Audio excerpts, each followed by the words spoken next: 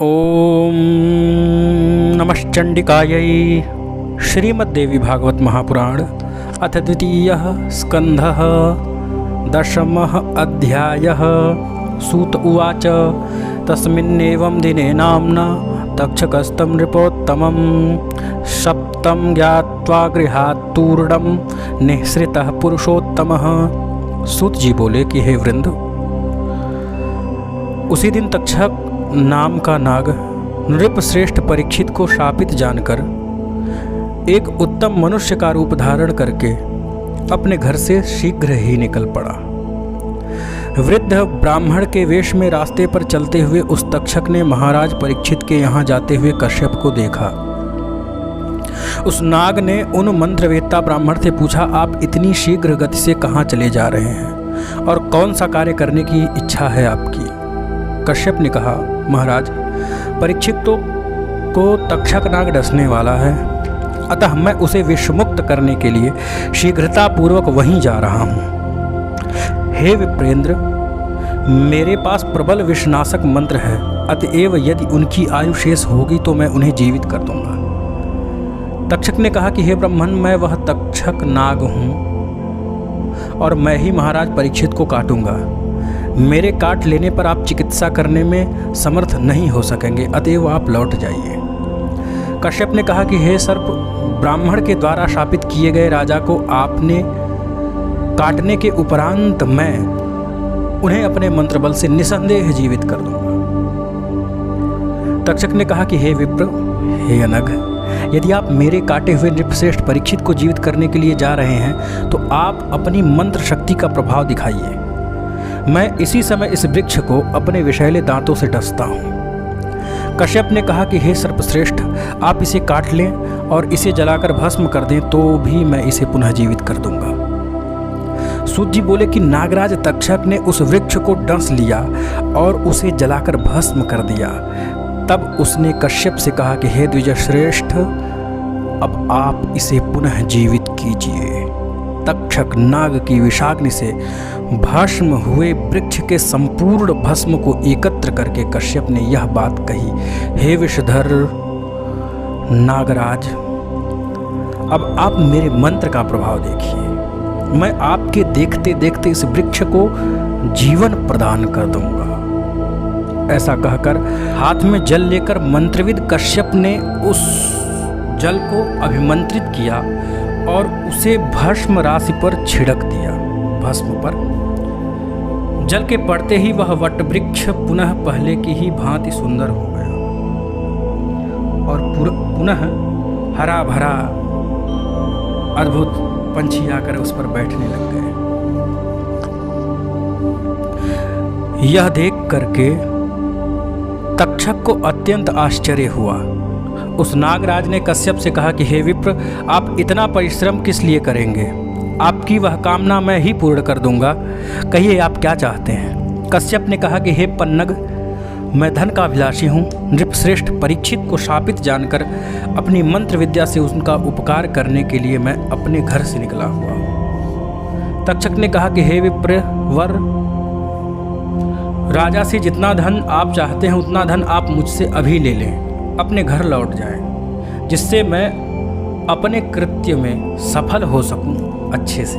सूत जी बोले कि तक्षक की यह बात सुनकर परमार्थवेत्ता कश्यप जी मन में बार बार सोचने लगे कि अब मुझे क्या करना चाहिए। यदि मैं धन लेकर अपने घर जाता हूं तो धन लोलुप होने के कारण संसार में मेरी कीर्ति नहीं होगी। यदि राजा जीवित हो जाते हैं तो मेरी अचल कीर्ति होगी तथा धन प्राप्ति के साथ साथ पुण्य भी प्राप्त होगा। यश ही रक्षणीय है और बिना यश के धन को धिक्कार है, क्योंकि प्राचीन काल में महाराज रघु ने कीर्ति के लिए अपना सब कुछ ब्राह्मण को दे दिया था। सत्यवादी हरिश्चंद्र जी तथा दानी कर्ण ने भी केवल कीर्ति के लिए बहुत कुछ किया था।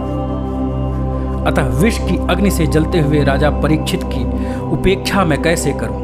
यदि मैं महाराज को जिला दूं तो सब लोगों को अत्यंत सुख मिलेगा, और यदि राजा मर गए तो अराजकता के कारण सारी प्रजा नष्ट हो जाएगी, इसमें संदेह नहीं है। राजा के मृत हो जाने पर मुझे प्रजा नाश का पाप लगेगा और संसार में धन लोभ के कारण मेरी अपकीर्ति भी होगी।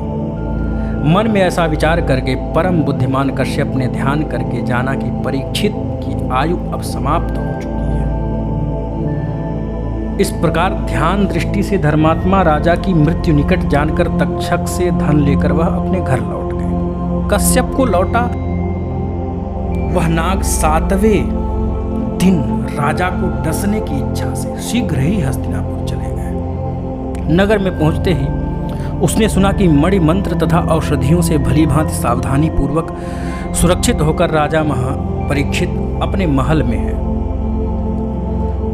ब्राह्मण के शाप से भयभीत सर्पराज तक्षक को बड़ी चिंता हुई। वह सोचने लगा कि अब मैं किस उपाय से इस राजभवन में प्रवेश करूं और इस पापी मूढ़ विप्र को पीड़ित करने वाले तथा मुनि के शाप से आहत इस दुष्ट राजा को मैं कैसे छलूं। पांडव वंश में ऐसा कोई नहीं हुआ जिसने इस प्रकार की कभी किसी तपस्वी ब्राह्मण के गले में सर्प डाला हो, ऐसा कुकृत्य किया हो। ऐसा निंदित कर्म करके काल चक्र को जानते हुए भी राजा राजभवन में रक्षकों की नियुक्ति करके राजभवन में छिपकर मृत्यु की वंचना कर रहा है और निश्चिंत होकर पड़ा है।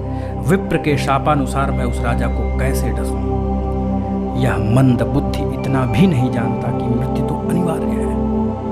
इसी कारण यह रक्षकों की नियुक्ति करके स्वयं भवन पर चढ़कर आनंद ले रहा है।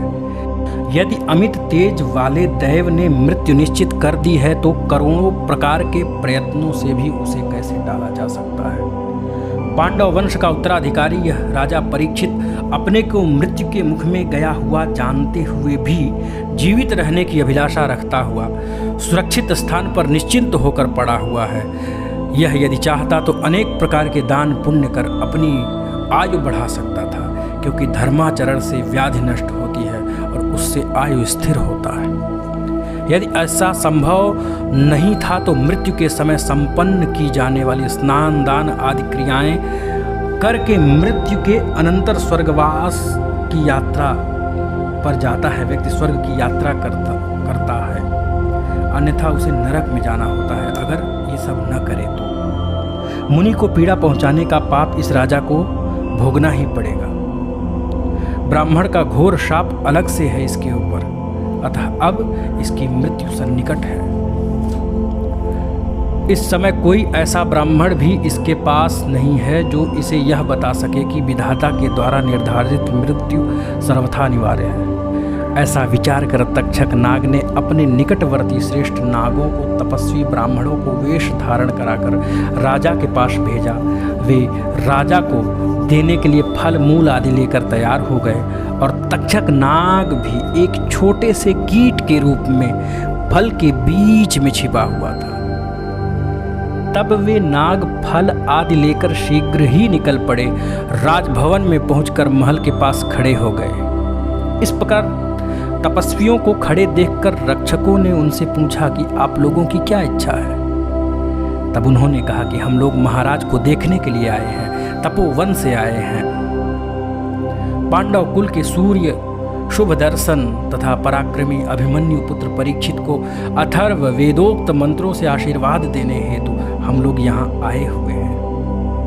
आप जाकर महाराज से कहें कि कुछ मुनिजन आपसे मिलना चाहते हैं। वे महाराज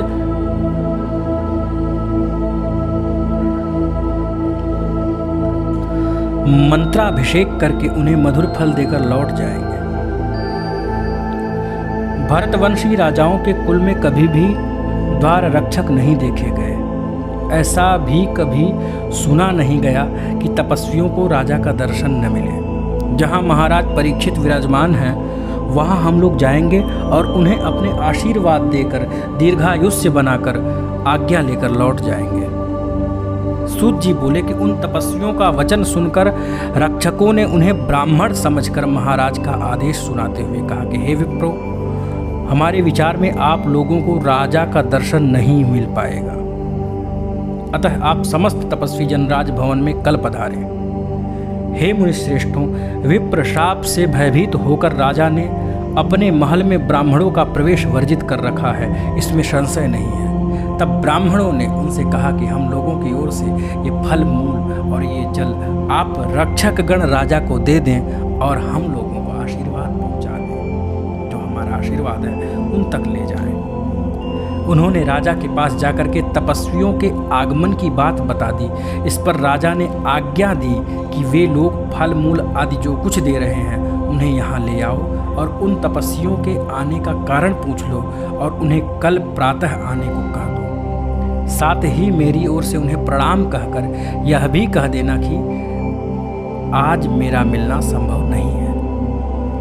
उन द्वारपालों ने तपस्वियों के पास जाकर के उनके दिए हुए फल मूल आदि लाकर आदर पूर्वक राजा को प्रदान किया।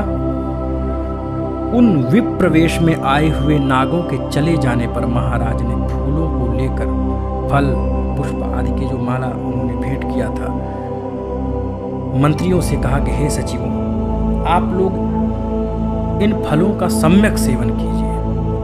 मैं तो तपस्वियों द्वारा अर्पित यही एक बड़ा फल खाऊंगा। ऐसा कहकर उत्तरासुत राजा परीक्षित सब फल अपने सुहृद सचिवों में बांट दिए और एक सुंदर पका हुआ फल हाथ में लेकर उसे स्वयं विदीर्ण किया। जिस फल को राजा ने चीरा उसमें ताम्र वर्ण वाला और काले नेत्र वाला एक छोटा सा कीट राजा को दिखाई पड़ा। उसे देखकर राजा ने अपने आश्चर्यचकित मंत्रियों से पूछा, सूर्य अस्त हो रहे हैं, अतः अब मुझे विष का भय नहीं है। मैं ब्राह्मण के उस शाप को अंगीकार करता हूँ कि यह कीट मुझे काट ले। ऐसा कहकर महाराज परीक्षित ने उसे अपने गले पर रख लिया। सूर्य के अस्त होते ही गले पर स्थित वह कीट साक्षात कालस्वरूप भयानक तक्षक के रूप में परिणित हो गया। उस नाग के तत्काल राजा को नाग ने लपेटा और उस नाग के डस लेने के कारण राजा तत्काल ही देखते सभी मंत्री आश्चर्य में पड़ गए, अत्यधिक दुखी होकर विलाप करने लग गए और भयंकर रूप वाले उस सर्प को देखकर सभी सचिवगण भयभीत हो गए, वहाँ से भागने लगे। सभी रक्षक चिल्लाने लग गए। इस प्रकार महान हाहाकार मच गया। उस सर्प के शरीर से बद्ध हो जाने के कारण राजा का महान बल प्रभावहीन हो गया, जिससे वे उत्तरापुत्र परीक्षित कुछ बोल भी न सके, हिलडुल नहीं सके। तक्षक ने मुख से विष जनित भयंकर आग की ज्वालाएं जो निकली तक्षक के मुखारविंद से, उस भीषण ज्वाला से क्षण भर में राजा जलकर भस्म हो गए। शीघ्र ही उन्हें निष्प्राण कर दिया उस विष ने। इस प्रकार क्षणमात्र में राजा का प्राण हरकर वह तक्षक नाग आकाश में चला गया। वहाँ लोगों ने संसार को भस्मसात कर देने वाले सामर्थ्य वाले उस तक्षक को देखा। वे राजा परीक्षित प्राणहीन होकर जले हुए वृक्ष की भांति गिर पड़े। राजा को मृत देखकर सभी लोग विलाप करने लग गए। ओम इति श्रीमद्देवी भागवते महापुराणेष्टादशसाहस्र्यां संहितायां द्वितीय स्कंधे परीक्षिन्मरणं नाम 10मोऽध्यायः। ओम।